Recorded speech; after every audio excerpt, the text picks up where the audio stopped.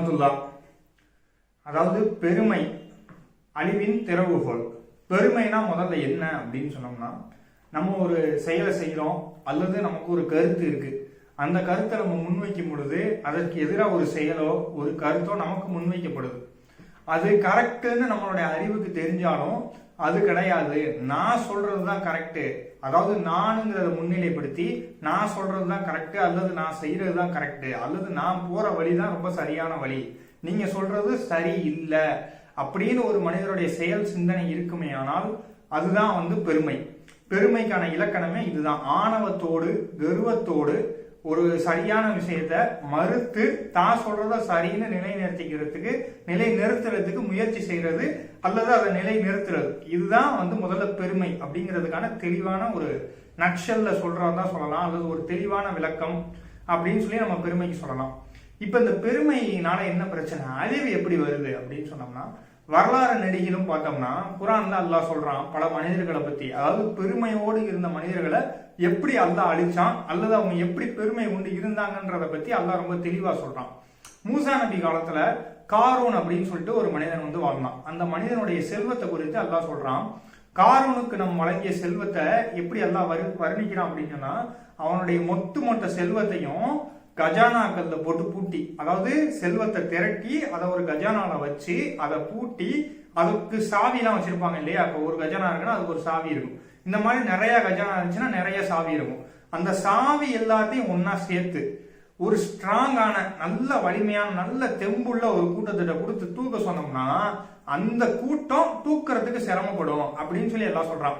செல்வம் நிறைய இருக்குன்னு சொல்லல, நிறைய கஜானாவுல சேர்த்து வச்சிருக்கான்னு சொல்லல, அந்த கஜானாவுடைய சாவி எல்லாத்தையும், செல்வத்தை கொண்டே பூட்டி வச்சிருக்கிற கஜானாவுடைய சாவி எல்லாத்தையும் சேர்த்து ஒரு ஸ்ட்ராங்கான ஸ்ட்ரென்த்தா இருக்கக்கூடிய ஒரு கூட்டத்திட்ட கொடுத்து தூக்க சொன்னோம்னா அந்த கூட்டம் தூக்க முடியாம சிரமப்படுமா.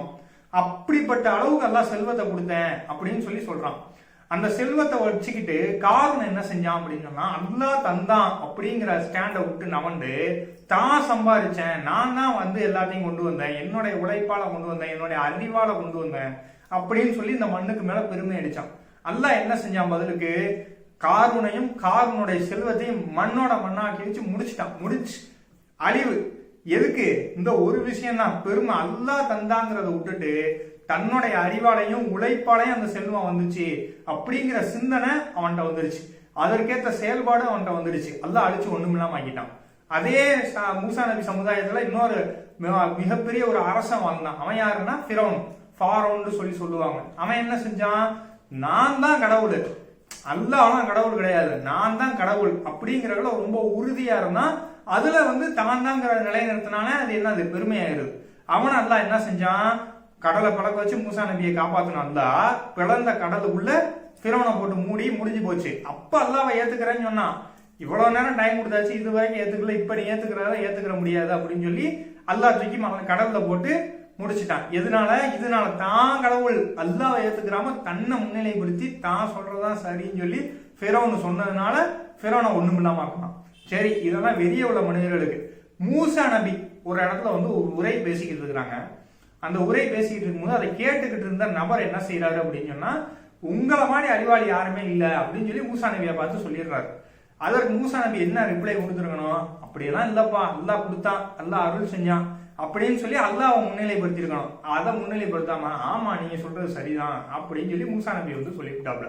அப்ப என்ன வந்துருச்சு, தான் தான் பெரிய அறிவாளிங்கிற பெருமையான சிந்தனை அவர்கிட்ட ஏற்பட்டுருச்சு. அதோட அல்லாஹ் என்ன செஞ்சான், அப்படியா அப்படின்னு சொல்லி ஒரு நபரை பார்க்க வச்சான். அந்த நபரோட மூசா நபி டிராவல் பண்றாரு. டிராவல் பண்ணும் பொழுது டிராவல் பண்ணிக்கிட்டு இருக்க ஒரு கப்பல்ல டிராவல் பண்றாங்க.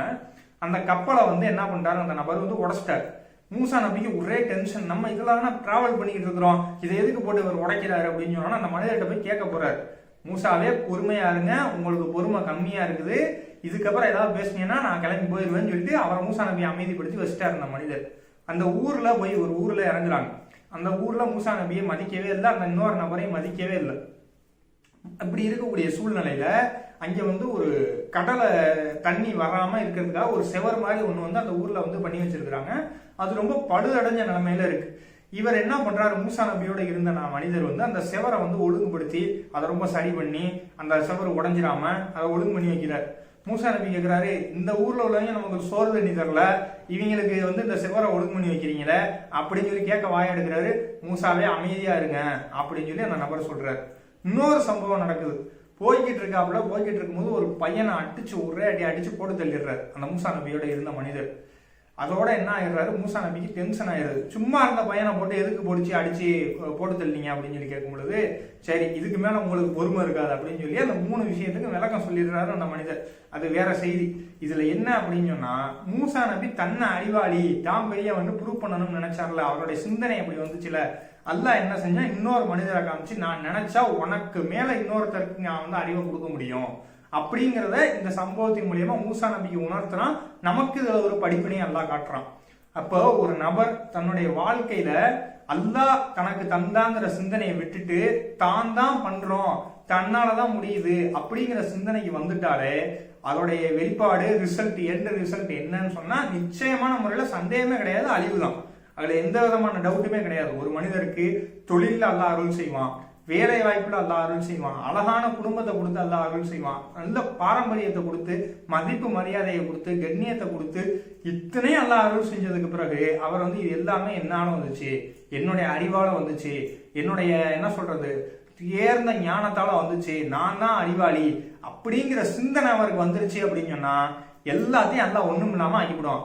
ஒரே நாள்லயும் எல்லாம் ஆக்குவான், கொஞ்சம் கொஞ்சமா அழிச்சு ஒண்ணும் இல்லாம ஆக்குவான். இது யாரா இருந்தாலும் சரி, ஆணா இருந்தாலும் சரி, பெண்ணா இருந்தாலும் சரி, அதாவது தெளிவா சிந்திக்கக்கூடிய ஒரு மனிதரா இருந்தாலே போதும்.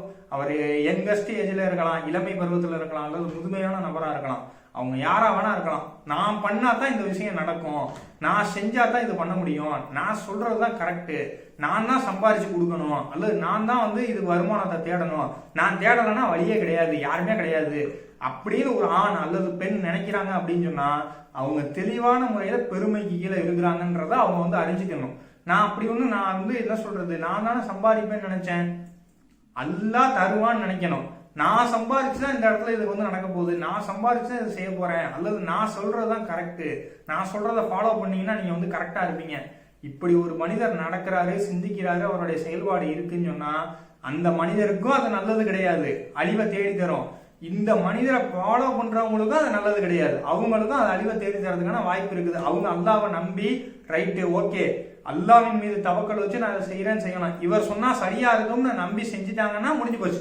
அந்த மனிதனும் பெருமைக்குள்ளாயிடுறாரு, அல்லாவை மறந்துடுறாருல இந்த இடத்துல. அல்லாஹ் சொன்னா மட்டும்தான் அது கரெக்டா இருக்கும், அல்லாஹ்வுடைய வார்த்தையில மட்டும்தான் உண்மை இருக்கும். ஒரு மனிதர் சொல்றது கரெக்டா இருக்கும் அப்படின்னு சொல்லி ஒரு மனிதர் நம்பிட்டாரு அப்படின்னு சொன்னாலே அதுவே பெருமைக்கு கீழே வரக்கூடிய ஒரு விஷயம்தான். ஆகையால அல்லாஹ் என்ன சொல்றான், பெருமைங்கிறது என்னுடைய மேலாடைங்கிறான். யாரு? அல்லாஹ் சொல்றான் பெருமைங்கிறது என்னுடைய மேலாடை. எந்த ஒரு மனிதனுடைய உள்ளத்துல அணு அளவு, ரொம்ப பெருசாலாம் கிடையாது, கிலோமீட்டர் கணக்குல மீட்டர் கணக்குல எல்லாம் கிடையாது, அணு அளவு பெருமை இருக்குதோ அவர் எங்க போக மாட்டாரு, சொர்க்கத்துக்கு போக மாட்டாரு, நரகத்துக்கு போவாருன்னு கூட சொல்லலாம். நரகத்துக்கு போனா கூட பாவத்தோட கழிச்சிட்டு சொர்க்கத்துக்கு போறதுக்கு வாய்ப்பு இருக்கு. ஆனா பெருமை இருந்துச்சு அப்படின்னு சொன்னா சொர்க்கத்துக்கு போறதுக்கு வாய்ப்பு இல்ல. ரொம்ப ரொம்ப கவனமான விஷயம் இது. சொர்க்கத்துக்கு போறதுக்கே வாய்ப்பு இல்லாம போயிடும் பெருமை இருந்துச்சுன்னா. எந்த அளவுக்கு? அணு அளவுக்கு. அப்ப எப்படி நம்மளுடைய சிந்தனை செயல் இருக்கணும், நம்மளுக்கு ஒரு விஷயம் கிடைக்குதா, ஒரு நல்ல நாலேஜ் நமக்கு கிடைக்குதா, அல்லது நல்ல பொருளாதாரத்துல இருக்கிறோமா, நல்ல நிலைமையில இருக்கிறோமா, அல்லாஹ் கண்ணியப்படுத்தி வச்சிருக்கானா, மதிப்பு மரியாதையோடு இருக்கிறோமா, நமக்கு எல்லாத்தையும் அல்லாஹ் தரணும். அல்லாஹ் தர்றான், அல்லாஹ் தான் எனக்கு செஞ்சான், எல்லாமே அல்லாஹ்வால தான் நடக்குது.